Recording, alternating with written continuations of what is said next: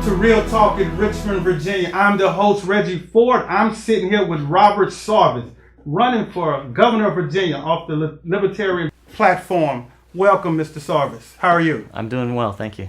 I am so glad to have you here, but one of the first things I wanted to ask you, I was looking at your resume, it was so impressive. Harvard University, Bachelor of Arts, University of Cambridge, Masters of Applied Science, New York University, Juris Doctorate, and the great George Mason, Master of Arts. Why so much education? Well, I think it's really important to make sure you're maintaining your human capital, going to where opportunities are. I've always had an interest in both technology and public policy, and so that's why I wanted to add on to my learning economics and law. Let's go into your family. You're married, you have 2 children, you're running for governor. How do you do it all? Well, it helps to have really good support at home. My wife is a wonderful wife and mother of our kids. She's a professional. She's a pediatrician, and so it makes it very easy to do these kinds of things when you have that kind of home support. But this campaign is really about going around the state, meeting people, and showing that we're really sincere about serving the public. And so when she has an opportunity to come along with me and bring the kids, it's a really nice way to campaign around the state. Tell me the differences between the Libertarian platform and the Republican and Democratic platform. Sure. The biggest difference is that the Libertarian Party stands on principle for freedom, both economic freedom and personal liberty, under the rule of law, the idea that we all live under the same laws and they apply equally to all of us.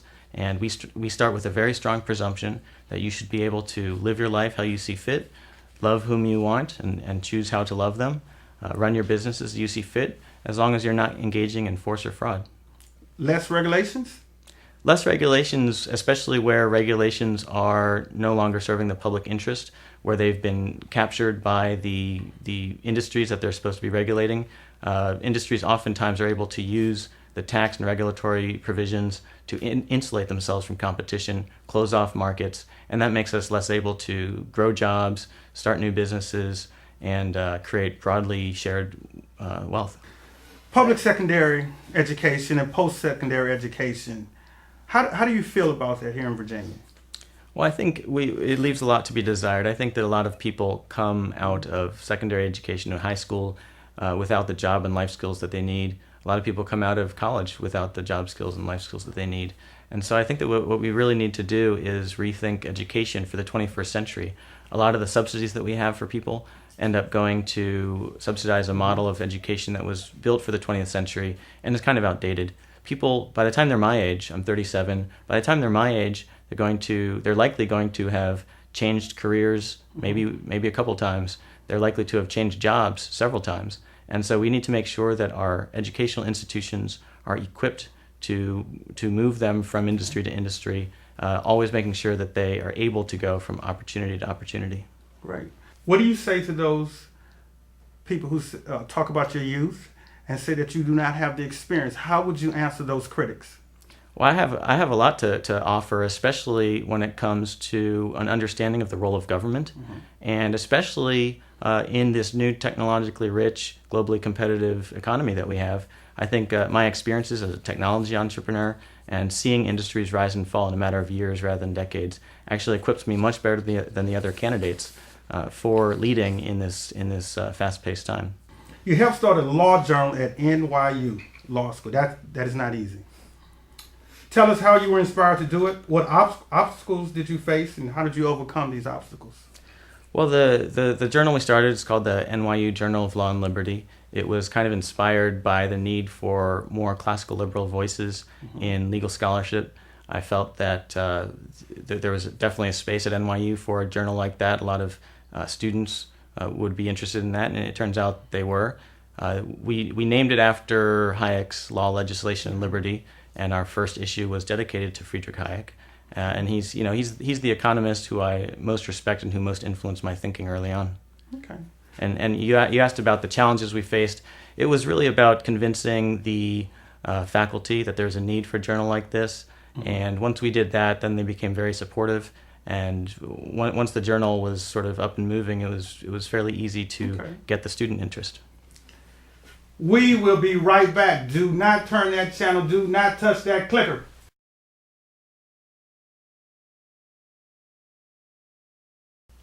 Welcome back to Real Talk. I'm Reggie Ford, the host, sitting here with Robert Sarvis, candidate for the gubernatorial race of the Libertarian Party. Why should that staunch Republican, that diehard Democrat, that swing voter sitting on the fence, why should they vote for you? Well, they should all vote for me, and the reason is that the Democratic and Republican parties, the government that we have, is a really dysfunctional system. You see that in the government shutdown in Washington, the ever-increasing government intrusion into our lives in Richmond, here in Virginia, and it's a really dysfunctional system that we have to stop. We have to get government back into governing in the public interest, get cronyism and corporatism out of government, and get back to the rule of law, the idea that we all live under the same laws. What happens when you're elected governor and we have a national disaster? We had 2011, we had a hurricane and an earthquake, I believe, within a week or two of each other. How comfortable can you feel, or do you feel, that we can, as a Virginians, can reach out to you and say, that's my governor. He's going to make sure that we get the funding that we need to take care of what's going on. The people in Goochland, they're still looking for some funds from the earthquake. How can they depend on you? What could you do? Well, the most important thing is to make sure we have our finances in order during regular times, so that when we do have disaster, we have the resources to recover from the disaster. Make sure that we have a leader who's willing to use the Virginia Defense Force and the National Guard in an appropriate manner. Somebody who trusts and is willing to delegate authority to the local authorities as necessary, because in a natural disaster or any man-made disaster, you definitely need to have contingency for lack of communication. If communication lines are down, you have to make sure that local authorities have the power and the confidence to take care of what's going on. And you have to be a leader, making sure that people aren't panicking and making sure that the resources are going to their best use in recovery. I've seen you a lot. You've done a lot of work in the community. Let's talk about felons that can't vote. How do you feel about that? I think it's a tragedy how we've forced so many people into the criminal justice system and taken away their civil rights and not restored them. That's a constitutional provision that we should change. I think that we should have automatic restoration of felons' voting rights. But I'm the only person who's talking about the other end, about how we push so many people into losing their rights through the drug war. And so that's an issue that I'm talking about all over the place. We should legalize marijuana and the drug war and stop criminalizing everything. I'm also the only person who's talking about the threshold for grand larceny. That's a threshold that hasn't changed in decades, and because of inflation, it's now a relatively low number. And so, that's something that we can change as well. But certainly, I'm the only person who's really talking about this issue in a sort of comprehensive manner. How do you feel about the public defender system? In Virginia, it has Richmond and Henrico both have public defenders, and if you go out to the counties, most of them have appointed attorneys. How do you feel about that current system? I think there's a lot of underfunding, a lack of resources, and again, I would like to see the public defender's offices better equipped to handle the caseloads that they have. One of the things that I've been talking about on the campaign trail is the way in which the war on drugs, and especially marijuana laws, force a lot of people through the system and overburdens both prosecutors and public defenders. So if we were able to end the war on drugs, and certainly marijuana is a majority of drug arrests, and most of those, over 80%, are for mere possession. If we were able to move away from that regime, legalize marijuana, we could free up a lot of resources, both police resources that could be used on violent crimes and public defenders' resources to focus on giving people the proper defense that they need. You've caused a stir in the Libertarian Party. You actually woke a lot of people up. However, one of the most staunch libertarians, Ron Paul, did not endorse you. What are your thoughts behind that? Well, I think that there's a lot going into that. He's a Republican. He's never endorsed, to my knowledge, a Libertarian Party candidate. His son is running for president in 2016. He needs to invest in the GOP party structure. And so I think that's what motivated that. I also think that the younger generation of libertarians breaks with some of the older folks, being more principled when it comes to immigration and free trade and the drug war. And so I think that if you look at Ron and Rand Paul, they're not very strong on a lot of those issues, whereas I and many others of the younger generation of libertarians are much more principled when it comes to freedom across the board. The Affordable Care Act. Good for Americans or bad for Americans?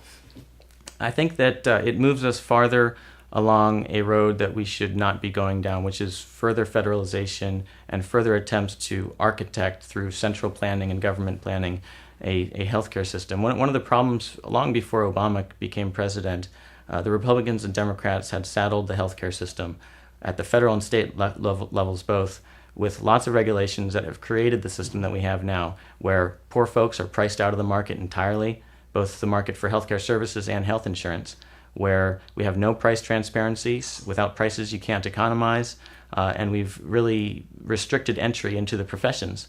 Doctors and nurses and physicians' assistants, we keep those numbers low. It props up their wages, but it makes it harder for people to gain access to quality healthcare services. But what do you say to that person who says, Bob doesn't have insurance, Bob doesn't have a job, but he has to get some sort of medical attention, and that's coming out of my pocket when I pay these high premium insurances? You do not think Affordable Care Act will offset that?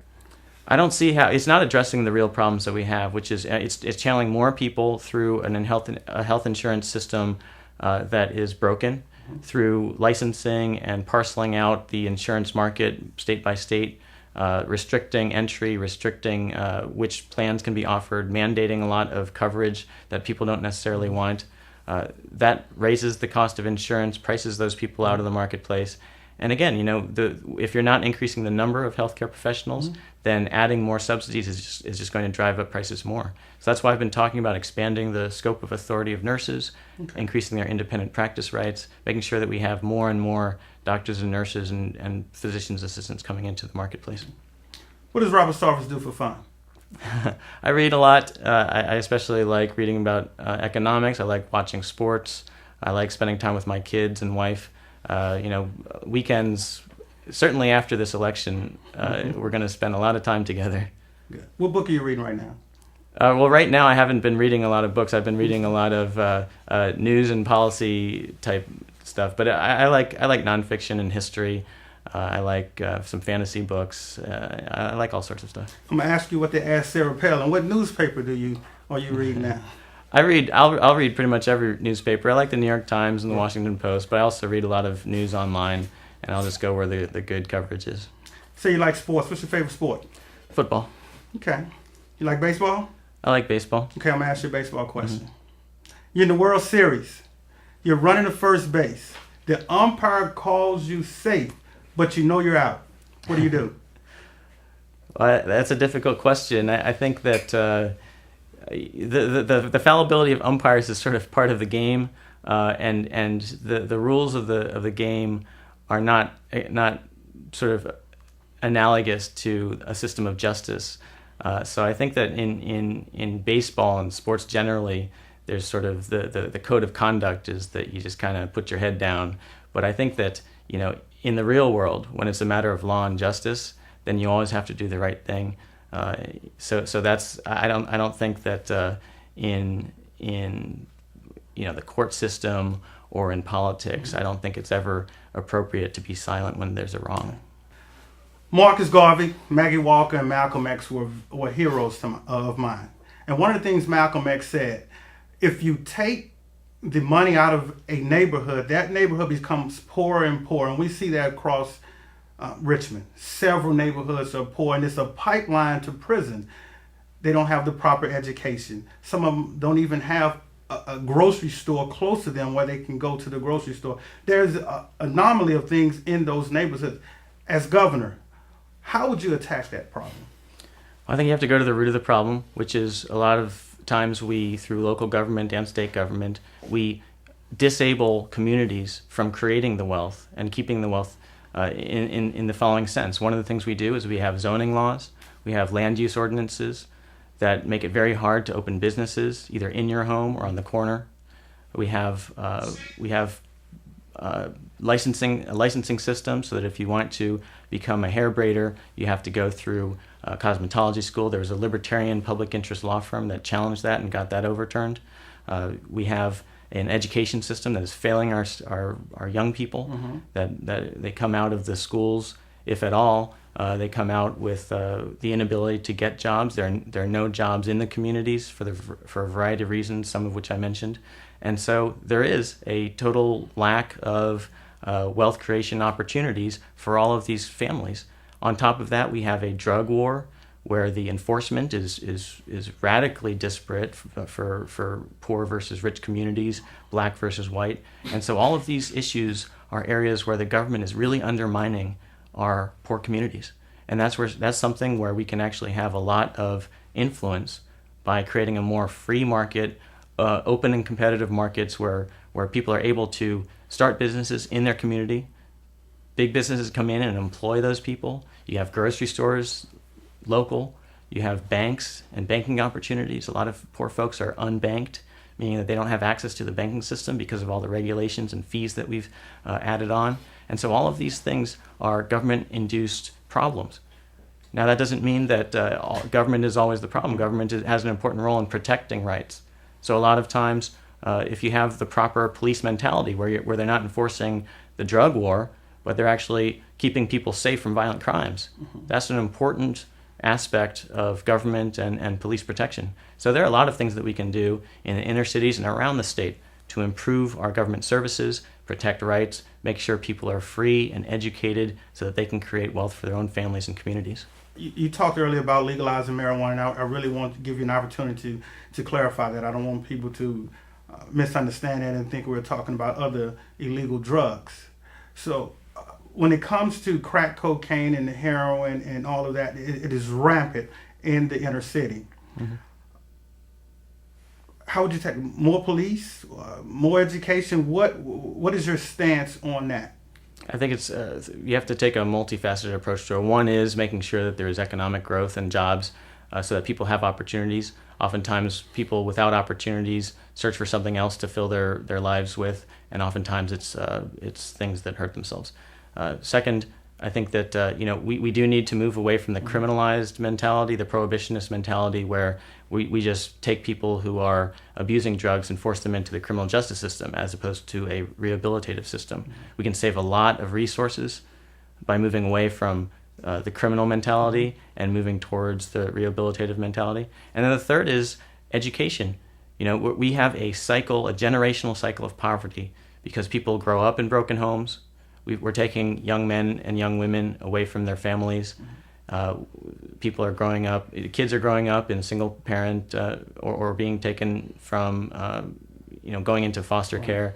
And these are real problems, and then they go through a school system that's failing them. So enabling them to escape the failing schools, getting an education, having job skills can do great things for the breaking the generational cycle. Thank you, Mr. Robert Sarvis, for joining us on Real Talk.